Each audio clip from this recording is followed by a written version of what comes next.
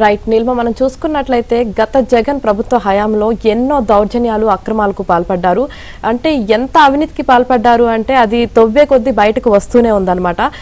ఆ టైంలో అసలు ఇప్పుడు అంటే వాళ్ళు చేసిన అవినీతికి ప్రజలు ఎవరికి చెప్పుకోవాలో కూడా అర్థం కాని పరిస్థితి. ఎందుకంటే ప్రజలకు ఏదన్నా సమస్య వస్తే అధికారులకు లేదా ప్రజాప్రతినిధులకి చెప్పుకొని మా సమస్యను తీర్చండి అంటారు. అలాంటిది ప్రజాప్రతినిధులే అవినీతికి పాల్పడితే వాళ్ళు ఎవరికి చెప్పుకోవాలో కూడా అర్థం కాని దయనీయ స్థితిలో గత 5 ఏళ్లు కూడా వాళ్ళు ఉన్నారు.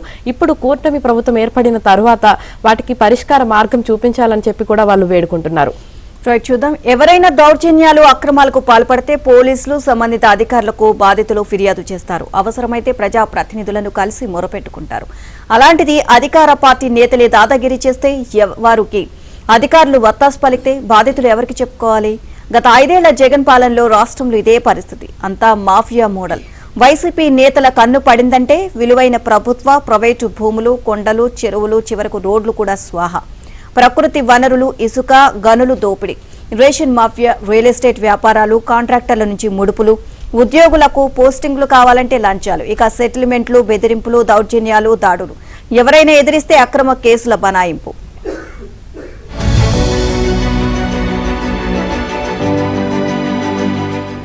ఇక 5 ఏళ్ల కాలంలో అంతులేని దందాల కథ ఇది. సినిమాలుగా తీస్తే 10 సీక్వెల్లు అవుతాయి. సీరియల్ గా తీస్తే 100 ఎపిసోడ్లు కావాల్సిందే. రాష్ట్ర స్థాయిలో వైసీపీ పెద్దలు దున్నేయగా జిల్లా స్థాయిలో అప్పటి ఎమ్మెల్యేలు, మంత్రులు కుమ్మేశారు. జగన్ ఘనత రాష్ట్రం దేశ సరిహద్దులు దాటి ఖండాంతరాలకు చేరగా ఆయన పార్టీ నేతలు తమకు చేతనైనంతగా చెలరేగిపోయారు. గత 5 ఏళ్లలో ఒక్క మద్యంలోనే తాడేపల్లికి 3100 కోట్లు ముడుపులు అందగా కింది స్థాయి నేతలు అధికారం అండతో కోట్లకు పడగలెత్తారు. అడ్డగోలుగా జనం మీద పడి దోచుకున్నారు. ప్రకృతి వనరులను చెరబట్టారు. ప్రతి పనిలోనూ వాటాలు, ముడుపులు పిండుకున్నారు. ప్రైవేటు, ప్రభుత్వ భూములు అన్న తేడా లేకుండా బెదిరించి మరీ వేలాది ఎకరాలు సొంతం చేసుకున్నారు. ఒక్క కడప జిల్లాలోనే దాదాపు 3500 ఎకరాలు ఆక్రమించినట్లు అంచనా. మాజీ సీఎం జగన్ బంధువులపైన ఆరోపణలున్నాయి. ఇక కొండల్ని మాయం చేశారు. చెరువులు, నదులను గుల్ల చేశారు.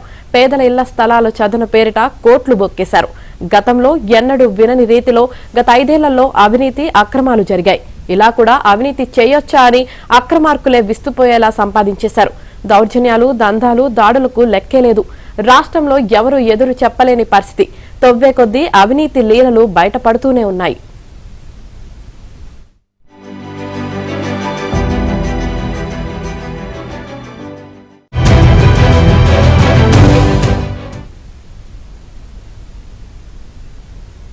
వైసీపీ ప్రభుత్వంలో నెంబర్ 2గా పెత్తనం చేసిన మాజీ మంత్రి పెద్దిరెడ్డి రామచంద్రారెడ్డి వేల కోట్లను వెనకేసుకుంటున్నట్లు ఆరోపణలు ఉన్నాయి. అధికారాన్ని అడ్డుపెట్టుకుని ప్రతిపక్ష నేతలను బెదిరించారు. గనుల్ని లాక్కున్నారు. ప్రభుత్వ ప్రైవేటు భూముల్ని తేడా లేకుండా 100 ఎకరాల్ని కబ్జా చేశారు. పుంగునూరు మండలం సుగాలిమిట్ట వద్ద పలువురి క్వారీలను దౌర్జన్యంగా స్వాధీనం చేసుకున్నారు. మదనపల్లెకు చెందిన జనసేన నాయకుడు రామ్దాస్ చౌదరి, పుంగునూరు టీడీపీ నేత ఆర్వీటీ బాబుకు చెందిన క్వారీలను లాక్కున్నారు. పుంగునూరు మండలం రాగానిపల్లిలో 100 కోట్ల విలువ చేసే 982 ఎకరాల అనాధీన భూముల్ని పెద్దిరెడ్డి ఆదేశాలతో ఆయన అనుచరులకు అప్పటి అధికారులు కట్టబెట్టేశారు.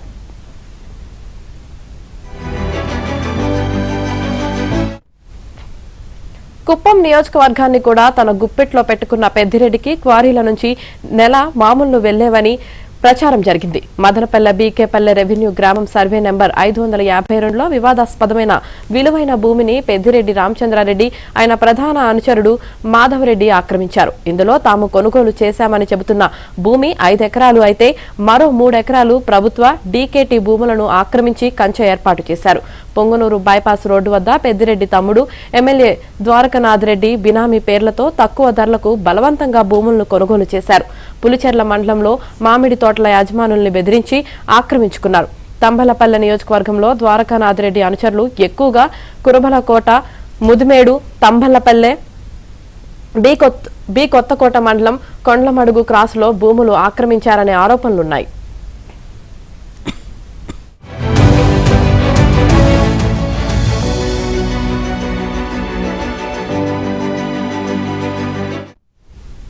ఇక మరోవైపు పల్నాడు జిల్లా మాచర్ల మాజీ ఎమ్మెల్యే పిన్నెల్లి రామకృష్ణారెడ్డి చేసిన అవినీతి, అరాచకాలు, హింస అంతా ఇంతా కాదు. గత 5 ఏళ్లలో తక్కువలో తక్కువ 1000 కోట్ల వరకు సంపాదించినట్లు ఆరోపణలు ఉన్నాయి. ప్రతిపక్ష పార్టీలకు చెందిన వారిపై దాడులు చేయించి గ్రామాల నుంచి వెళ్లగొట్టారు. దుర్గి వెల్దుర్తి మండలాల్లో పలు హత్యలకు సంబంధించి ఆయన అనుచరులపై ఆరోపణలు ఉన్నాయి. వెల్దుర్తి మండలంలో చంద్రయ్య, దుర్గి మండలంలో జల్లయ్య హత్యలు ఈ కోవకు చెందినవే. పిన్నెల్లి అరాచకాలను ప్రశ్నించేందుకు వచ్చిన టీడీపీ నేతలు బుద్దా వెంకన్న, బోండా ఉమ్మాలపై దాడి చేసిన తురకా కిషోర్ కు మున్సిపల్ చైర్మన్ పదవి కట్టబెట్టారు.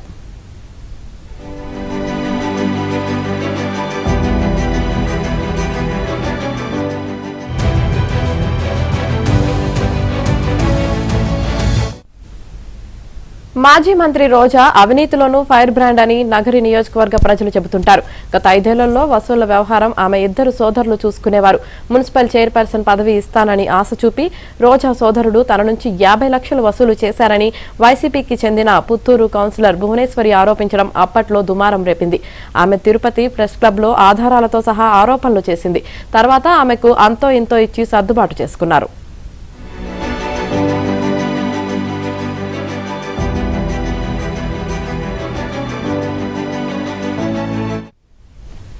విజయపురం మండలంలో ఏకంగా 300 ఎకరాల ప్రభుత్వ భూములను రోజా తన అనుచరుల పేర్లతో ఆన్లైన్లో నమోదు చేయించుకున్నారు. ఆంధ్రజ్యోతి వరుస కథనాలతో బయట పెట్టడంతో ఉన్నతాధికారులు ఆ భూముల్ని వెనక్కి తీసుకుని 4 రెవెన్యూ సిబ్బందిని సస్పెండ్ చేశారు. వడమాలపేట అంజరమ్మ కనుమ వద్ద 12 ఎకరాల భూమిని బినామీ పేర్లతో ఆన్లైన్లో నమోదు చేయించారు. ఇందులో 7 కోట్లు సంపాదించుకున్నట్లు ప్రచారం జరిగింది. ఇండస్ట్రియల్ పార్కుకు భూముల సేకరణలోనూ కోట్లలో సొమ్ము చేసుకున్నారు.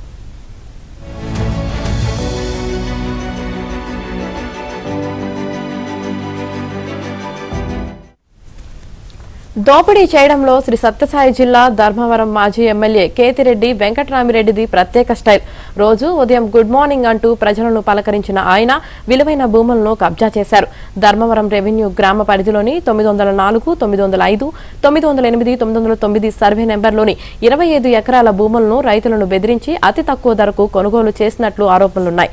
తన తమ్ముడు కేతిరెడ్డి వెంకటకృష్ణారెడ్డి భార్య వసుపతి పేరుతో కొనుగోలు చేసినట్లు రికార్డులో ఉంది. ఈ భూములను ఆనుకొని ఉన్న 20.61 ఎకరాల చెరువు స్థలాన్ని ఆక్రమించి కలిపేసుకున్నారు. ఇందులో విలాసవంతమైన ఫామ్ హౌస్, రేసింగ్ ట్రాక్, గుర్రాల కోసం ప్రత్యేక షెడ్లు, సేద తీరడానికి చెరువులో బోటింగ్ ఏర్పాటు చేసుకున్నారు. అప్పటి నుంచి ఆ ప్రాంతాన్ని గుర్రాల కోట అని జిల్లా ప్రజలు పిలుస్తున్నారు.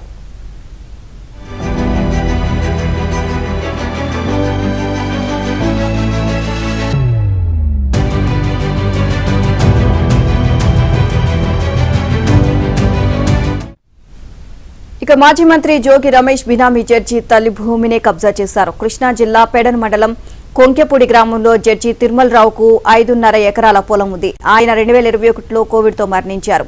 ఆ తర్వాత తిరుమలరావు భార్యకు, తల్లికి ఈ భూమికి సంబంధించి వివాదం కోర్టులో నడుస్తోంది.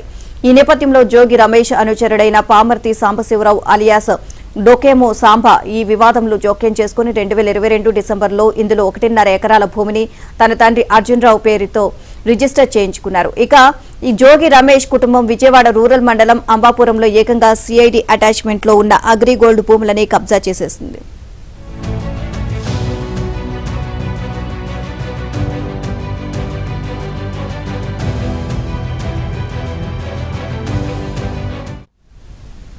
గుడివాడ పట్టణ నడిబొడ్డున ఉన్న శరత్ థియేటర్లో కేవలం ఒక వాటా కలిగి ఉన్న మాజీ మంత్రి కొడాలి నాని దాన్ని ఏకంగా సొంతం చేసుకున్నారు. మిగిలిన 2 వాటాదారులను బెదిరించి దాదాపు 10 ఏళ్లుగా తన ఆధీనంలో ఉంచుకున్నారు. కూటమి ప్రభుత్వం వచ్చాక ఇటీవల అసలు వాటాదారులు ముందుకొచ్చి తమ థియేటర్ను స్వాధీనం చేసుకున్నారు. నియోజకవర్గంలో ఎన్నో ఫ్లాట్లు, భూములు ఆక్రమించుకున్నారన్న ఆరోపణలున్నాయి.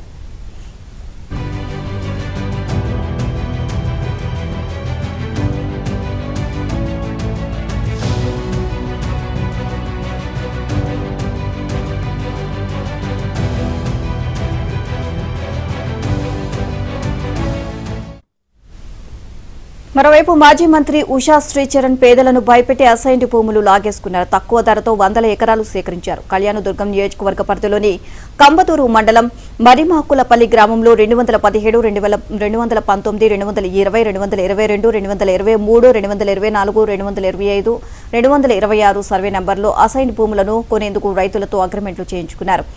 కంబతూరు, కనగానపల్లి సరిహద్దు మండలాల్లో 124, 125, 127 సర్వే నెంబర్లో 165 ఎకరాలను అతి తక్కువ ధరకే రైతులను బెదిరించి లాక్కున్నారు. ఇందులో 33 ఎకరాలు గాలిమరలకు సంబంధించిన భూమి ఉండడంతో ఆ కంపెనీ ప్రతినిధులను బెదిరించి తక్కువ ధరలకు కొనుగోలు చేశారు.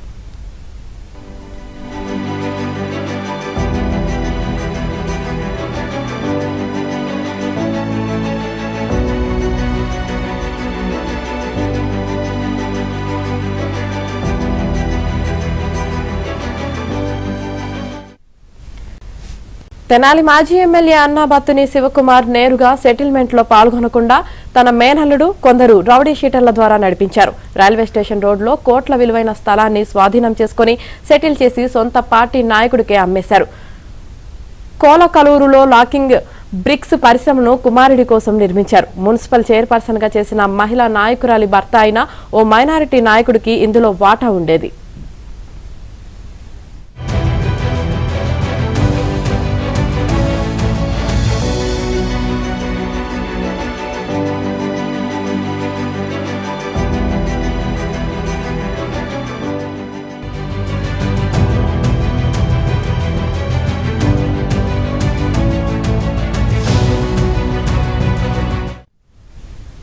శ్రీ సత్యసాయి జిల్లా పెనుకొండ మాజీ ఎమ్మెల్యే శంకర్ నారాయణ కియా కార్ల పరిశ్రమలో తొక్కుతో మొదలుకొని కార్మికుల శ్రమను కూడా దోచుకున్నారు. కియాతో పాటు అనుబంధ సంస్థల్లో గత 5 ఏళ్లు శంకర్ నారాయణ ఆయన సోదరులు బినామీల పేరిట దోపిడీకి పాల్పడ్డారు. అనుబంధ పరిశ్రమలో కార్మికులను నియమించే కాంట్రాక్ట్ ఏజెన్సీలను బినామీల పేరిట నడిపించారు. ఒక్కొక్క కార్మికుడికి అందే వేతనం నుంచి నెలకు 2,000 దాకా దండుకున్నారు.